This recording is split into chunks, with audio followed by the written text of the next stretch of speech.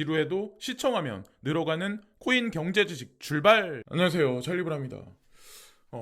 오늘 영상은 이 영상의 흐름을 알아보시는 분들한테는 되게 중요한 얘기일 수가 있고, 그 전체 흐름의 맥을 포인트를 모르시는 분들한테는 이게 나하고 무슨 상관인데, 코인 당장 안 올라가는데 이게 무슨 의미가 있는데, 이렇게 보실 분들도 있어요. 근데 근시안적인 분들이 대중들 중에는 상당히 많죠.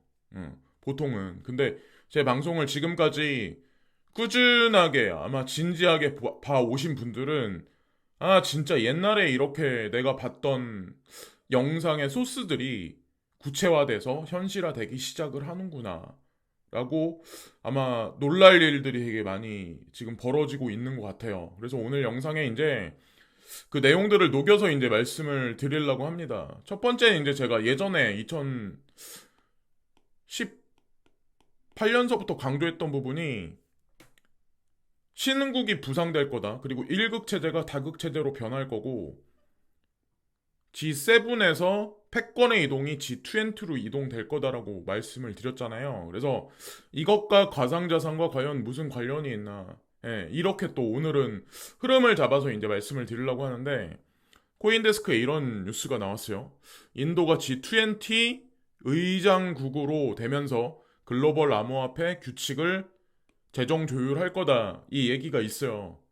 자, 어쨌건 인도가 지금 현재 전 세계 패러다임의 전환점에서 인지를 아마 미디어에는 이런 얘기가 많이 안 나올 거예요. 특히나 이제 국내 미디어는. 사실 GMP도 타 국가에 비해서 급상승하고 있는 현재 시점인데, 의장국가 G20 의장국까지 맡았다. 거기다가 가상자산에 관한 제도권 수용에 관한 규칙에 있어서 인도가 앞장서서 한다. 근데 중간에 또 IMF가 껴있어요. 기사 내용을 읽어보시면. 근데 기사 내용을 보면 별 얘기가 없어요. 사실 코인데스크에 이번 나온 기사는. 근데 그게 중요한 게 아니라 어쨌건 의장국이 인도가 됐다. 그래서 2018년부터 했던 얘기가 하나하나 이제 구현이 되는데, 가장 이제 우리가 놀랄 만한 얘기가 있었죠. 최근에 한 3일 전인가 시진핑 주석이 그 걸프만 쪽으로 이동을 해요. 그래서 빈살만을 만나고 여러 이제 걸프만에 있는 국가들의 그 대통령들을 만나요. 그래서 시진핑 걸프 아랍 정상들과란 얘기가 있죠, 여기. 이 GCC란 얘기죠. GCC. 그래서 회동을 하는데 석유, 가스를 위에나로 결제를 추진한다. 와, 우리가 그냥 예전에 예측했던 게 다 현실적으로 지금 마저 들어가고 있네요. 근데 중국은 아시다시피 DCEP, 중국의 그 인민폐를 패깅되어 있는 CBDC가 이미 중국 전역에 유통되고 있어요. 알리페이와 위챗페이를 이용해서. 그런 또 그거를 사용하고 있고, QR코드로 결제를 하고 있고, 근데 여기다 위에나를 또 붙였네? 이걸 또 국제교역에서 사용하겠네? 기존에는 어땠나요? 전 세계 달러였죠. 자, 달러의 패러다임이 무너진다. 제가 계속 강조해서 말씀을 드렸었죠. 예전에는 뭐 강달러다 이러면 신흥국이, 그쵸? 위축되고 신흥국 통화시장이 망할 수밖에 없었는데, 자, 여기 이렇게 돼버리니까 어떻게 될까요? 의미가 없다는 거죠. 강달러가 장기간 지속되면 미국한테 결코 좋게 되지가 않아요. 미국 내수시장조차도. 한 가지 그냥 쉽게 표현해서, 뭐 예를 들어서 누군가가, 여러분들 자녀분이 아이폰을 사려고 한다. 뭐 아이맥을 산다. 아이패드 프로를 사려고 한다. 예전보다 가격이 40% 급등해버렸네? 못 사죠. 예. 이거 너무 비싼데? 다음에 살볼까? 뭐 이런 생각을 하게 되죠. 이게 다 연결이 돼 있다는 거죠. 그래서 여기에다가 이제 디지털 통화를 쓸 수도 있다라는 얘기를 또 했어요. 중요한 얘기죠. 아주 중요한 얘기가 나왔어요. 거기다가 지금 시장이, 이거는 그냥 지나가는 김에, 저는 이런 거 별로 중요시하게 생각 안 한 사람이거든요. 큰 흐름상에서는 이거는 그냥 뭐 어차피 영상이니까 그냥. PPI 생산자 물가지수가 발표가 되는데 미국은 예측치보다 높게 나왔고 중국은 예측치보다 낮게 나왔어요. 사실 여기에도 핵심이 있어요. 미국은 생산자 물가지수가 많이 크게 높이 나왔기 때문에 여기서 금리를 여기서 지금 금리를 올려야 된다. 인플레이션이 올라가고 있으니까. 중국은 생산자 물가지수가 낮게 나왔다. 우리는 돈을 풀 수가 있네. 그런 여유가 있네. 인플레이션이 일어나지 않고 있다. 이렇게 결론이 해석이 되는 거죠. 그리고 또한 이제 이 얘기에 곁들여서 제가 하나 이제 준비한 게 있는데 사람들은 아마 그럴 거예요. 이게 무슨 중요한데. 세계 에너지 쪽에서 에너지의 패러다임에서 거기서 위에나 결제가 도대체 뭐가 중요한데? 이게 근데 사람들은 아마 한편으로는 그런 생각 하시는 분들 되게 많을 거예요. 2040년이 되고 2050년이 되면 친환경 에너지, 태양열이나 이런 것들 때문에 이게 의미가 없을 거다. 이런 에너지를 근본으로 하는 오페크나 브릭스나 이런 국가들이 단기적으로는 자원의 강세 때문에 부를 축적하지만 장기적으로는 아닐 거다라고 생각들을 아마 하시겠지만 2040년이 돼도 자 지금서부터 몇 년 남았나요? 지금 2022년인데 여기서부터 20년이 흘러도 친환경 에너지 사용률은 50%밖에 안 돼요. 결국 플라스틱이나 뭔가를 만들어낼 때는 자원이 중요하다는 거죠. 근데 아마 이 추세가 생각보다 아마 오래 갈 겁니다. 우리가 생각하는 뭐 몇 년에 끝나는 게 아니라. 자, 그리고 중국 시진핑이 리야드 정상회담서 안보, 에너지, 협력 약속했다. 여기 안보라는 얘기가 들어갔죠. 기존에는 아랍권에 걸프만이나 이런데 자 보안에 관해서 지켜줬던 게 미국이었죠. 근데 여기 공식적으로 중국이 선언을 했어요.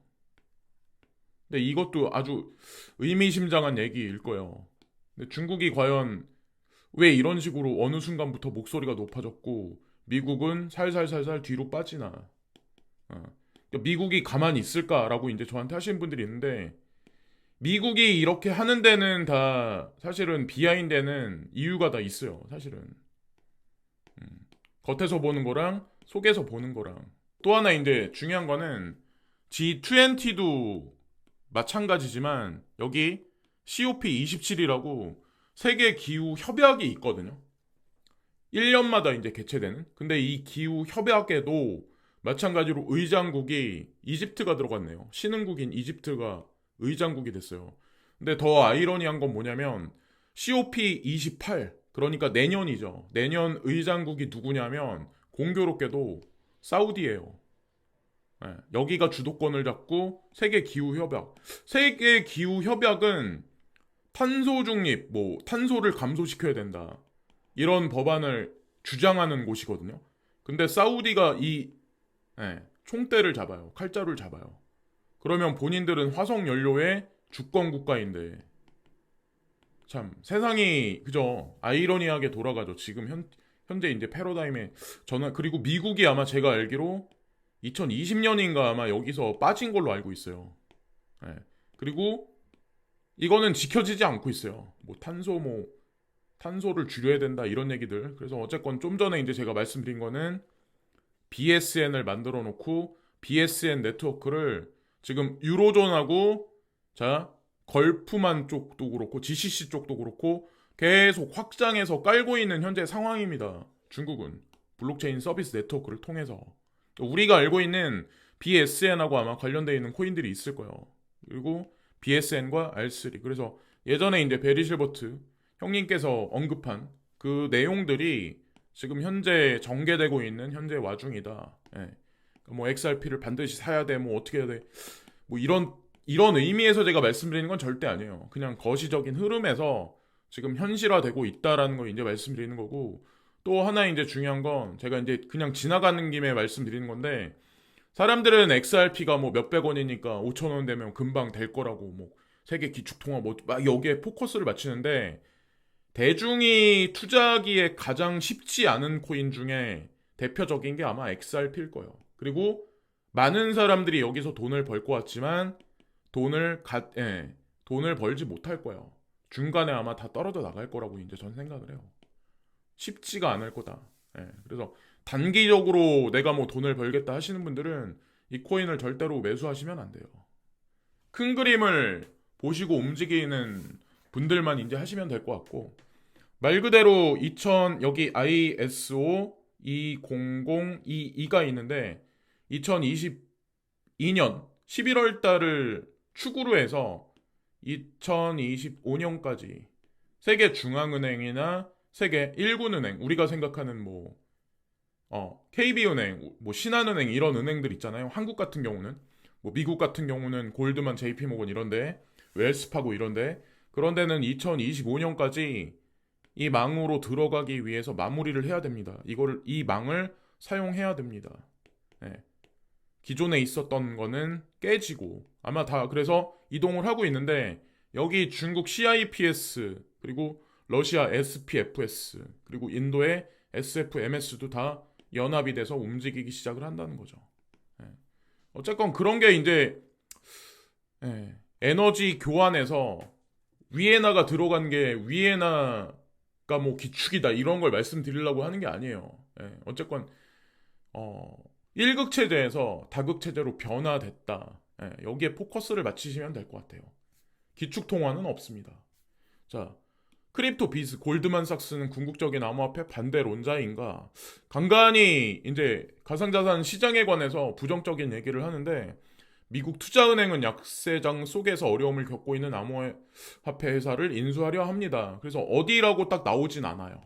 제 느낌은 어디인 것 같긴 한데 어디라고 나오진 않아요. 참고로 골드만삭스는 2016년인가?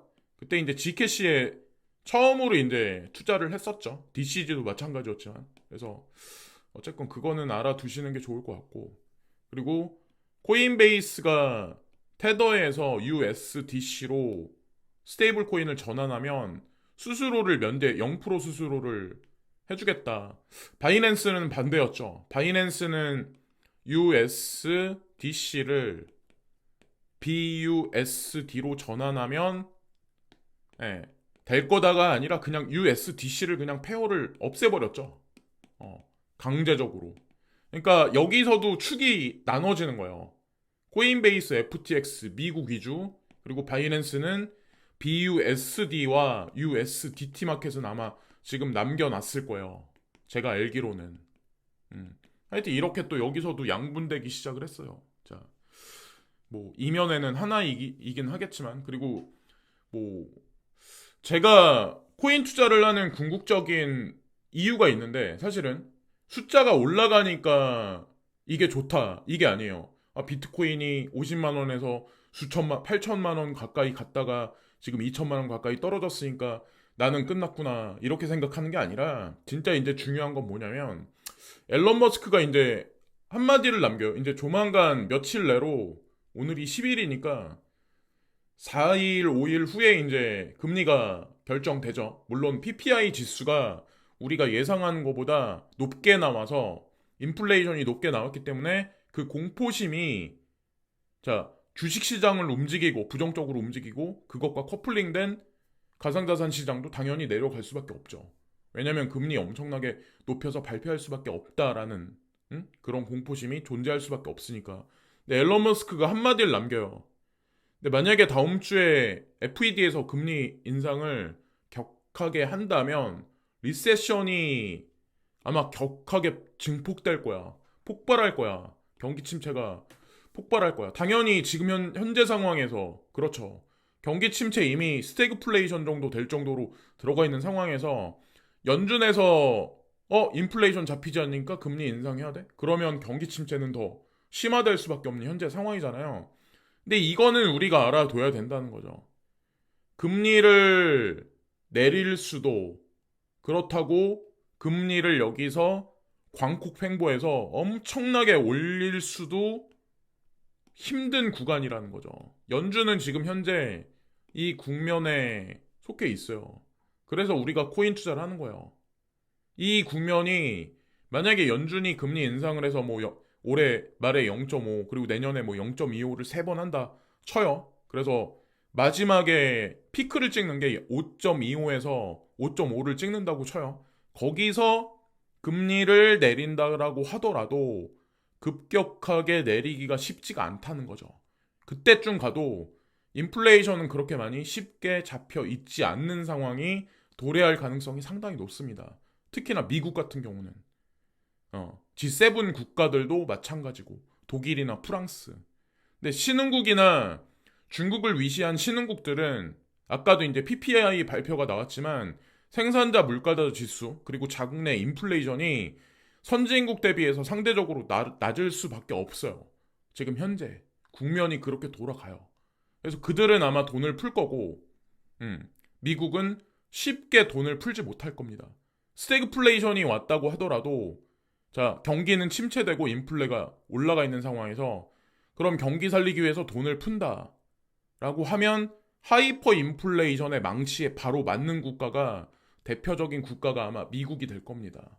유로존이 물론 먼저 깨지긴 하겠지만 하여튼 그렇습니다. 자 지금 어쨌건 뭐 현재 상황이 그렇고 피터 시프가 이제 한마디를 남기는데 FED가 이자율을 올리지 않으면 인플레이션이 크게 증폭되어 궁극적으로 경기 침체가 훨씬 더 올라갈 겁니다. 뭐 이 얘기를 지금 하고 있고 크립토닷컴인가 아마 거긴데 여기가 준비금 증명 102% 해서 뭐 비트부터 마나코인까지 우리 이 정도로 건전해. 예. 이거를 발표했다라고 하더라고요. 그리고 좀 전에 이제 제가 골드만삭스 얘기가 나와서 그런데 골드만삭스가 이렇게 장세가 안 좋을 때 어떤 블록체인 회사를 매수를 할 거야 이런 얘기가 있잖아요. 그 회사가 뭐 제네시스가 될지 어디가 될지는 모르겠지만 FTX가 될 수도 있고 보이저가 될 수도 있고 근데 보이저가 될 확률이 상당히 높죠. 사실 처음에 생겨난 것도 골드만삭스가 서클사를 만들어내고 서클사가 보이저한테 본인들 그런 걸 다 힘을 다 이양을 해줬었거든요. 보이저 쪽으로. 그렇기 때문에 골드만이 여기에 개입될 확률이 높지 않을까. 그건 모르죠. 제네시스가 될지. 어쨌건 크게 아마 개입돼서 시장에 아마 엄청난 방향성을 불러올 거고 셀시우스는 제가 보니까 서서히 움직임이 있더라고요. 긍정적으로. 그리고 루나도 마찬가지로 지금 서서히 생태계 구성을 새롭게 하고 있는 현재 상황입니다. 그리고 앨런미 재무장관이 경기 침체를 피할 수 있느냐고 묻는다면 답은 예스다 뭐 이런 얘기를 지금 하고 있는데 쉽지 않을 거예요 아마. 이게 1년에 끝나는 게 아니라 아마 수년간에 걸쳐서 주식시장은 계속 떨어지는 주택 가격도 그렇고 근데 미국에 사시는 분들은 오히려 동아시아가 더 무너질 거다. 중국도 그렇고 이런 얘기로 유튜브에서 말씀하시는 분들이 되게 많아요. 근데 그거는 아마 결론은 시간이 얘기를 해줄 거예요. 어떤 사람들의 견해가 더 일관성 있게 맞아 들어가나에 관해서는. 그리고 한국 같은 경우는 자 인플레이션 뭐 전기료 인상 전망에 한전 주가 8% 이상 급등 이 얘기가 나왔어요. 아마 아실 거예요. 이미 떡밥을 계속 몇 개월 계속 깔았죠. 근데 공식적으로 아직 몇 프로라 인상을 안 했는데 내년만 아마 50% 인상이 들어갈 것 같습니다. 전기료. 예. 그러면 전기를 특히나 이제 많이 쓰는 분들 같은 경우는 타격이 아마 상당히 클 거예요. 순이익도 감소하고. 그래서 제가 예전에 자영업 하시는 분들이 쉽지는 않을 거다. 거기서 살아남기가 쉽지 않을 거다라고 말씀드렸던 이유가 시간이 흘러가면 흘러갈수록 점점 아마 쉽지 않을 거예요. 그렇다고 원자재 가격이 갑자기 기하급수적으로 폭락하진 않거든요. 그럼 원자재도 올라가. 그럼 전기료, 가스비 다 올라가. 그리고 인건비도 다 올려줘야 돼. 내 순이익은 감소할 수밖에 없어. 이 구조를 어떻게 현명하게 타게 하냐가 거기에 이제 모든 그런 게 이제 달려 있겠죠. 자, 하여튼 점점 그런 국면으로 들어가고 내년부터 모든 한국인 젊어진다, 뭐 만나이 도입한다 이 얘기가 있는데 이 국민연금 그냥 단적으로 국민연금 얘기하려고 하는 게 아니라 국민연금은 처음부터 만 나이로 했었고 이게 중요한 게 아니라 예? 고령화에 관한 구조적인 문제를 조금이라도 늦추기 위해서 우리나라는 뭐 이래봐야 1, 2년 늦춰지는 거죠. 1, 2년 구조적인 거 혁신 자체가 안 되죠. 근데 분명히 아마 제가 이제 느끼는 거는 아마 이민 문호를 지금 뭐 H1B 비자인가? H1인가 뭔가 하여튼 이민 문호를 지금보다는 아마 더 대폭 열어놓을 확률이 높아요. 예.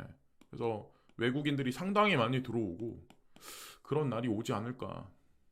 지금보다 훨씬 더 많이. 하여튼 멀티컬처가 돼버릴 수도 있지 않을까라는 생각을 합니다. 호주같이. 근데 멀티컬처가 된다면 아마 호주보다는 한국으로 오는 게 아마 나을 거예요. 중국이 앞으로 향후에 이제 올라가면 뭐 일본도 마찬가지지만 한국도 부가적으로 뭐 살아남는 어떤 그 동아시아 경제 벨트가 완성될 확률이 전 높다라고 생각하거든요. 음.